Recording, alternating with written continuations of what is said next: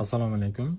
Samsung telefonlarida ma'lumotlarni bir-biriga o'tkazirish qanday bo'ladi? Bu juda ham oddiy. Buning uchun ushbu Smart Switch programmasi kerak bo'ladi. Ikkala telefonda ham bo'lishi kerak. Play Marketda bor. Bu programmaning qulayligi ma'lumotlar o'z o'rnida va tez o'tadi. Demak, o'tkazishni boshlaymiz. Ikkalasi ham Samsung modeli. Programmaga kiramiz.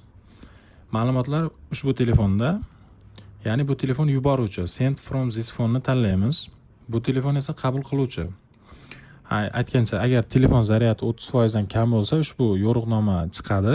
Telefonning zaryadini 30% dan ko'tarish kerak yoki zaryadga ulab olish kerak. Bo'lmasa ma'lumotlar o'tmaydi. Bu telefon qabul qiluvchi. Bu telefonni olishni belgilaymiz. Android ni tanlaymiz. QR kod shakllanadi.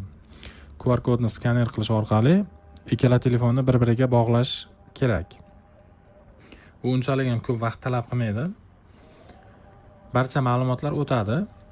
Bu telefonda agar xotirasi bo'sh bo'lsa, ma'lumotlar ko'chib o'tadi. Agar bunda ham ma'lumotlar bo'lsa, ya'ni rasm, video, kontaktlar, ma'lumotlar aralashib ketadi. Va bu joyda hamma narsa, ya'ni 8574 GB ma'lumot bu telefondan ko'chib o'tyapti. Agar faqat hisob qaydnomalar kerak bo'lsa, ya'ni kontaktlar, buni belgilashimiz kerak. Agar maxsus tanlamoqchi bo'lsak, bu joydan o'zimiz terib chiqamiz. Bizga hamma ma'lumotlar kerak. Keyingini belgilaymiz. Copy tugmasini bosamiz va telefon kod yoki отпечатка so'rayapti. Kodni belgilaymiz. O'tkazishni bosamiz. Aytgancha, WhatsApp, Telegram ilovalari faqat ilovasi ko'chib o'tadi. WhatsApp ilovasidan chat va ma'lumotlarni o'tkazib bo'lmaydi. Agar Telegram bo'lsa, Telegram ilovasi o'tadi, akkaunt o'tmaydi. Chunki Telegram xavfsizligi tufayli kod orqali akkauntni o'tkazish kerak. Keyingisini belgilaymiz. Va bu joyda ma'lumotlarni o'tkazish boshlandi. 1 soat va 8 daqiqa kerak bo'ladi barcha ma'lumotlar o'tib bo'lishiga. Keep on screen, ya'ni ekranni yoniq saqlashni bosamiz.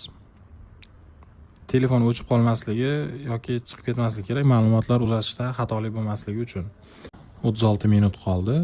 Barcha video tasvirlar hammasi asl nusxa variantida ko'chirilyapti. Video sizga foydali bo'lgan bo'lsa, like bosishni unutmang. Keyingi videolarda iPhone'lar orqali narsalar o'tkazish, iPhone'dan Samsung o'tkazish barchasini ko'rsatib boraman. Shunaqa videolar uchun kanalimga obuna bo'lishni unutmang. E'tiboringiz uchun rahmat.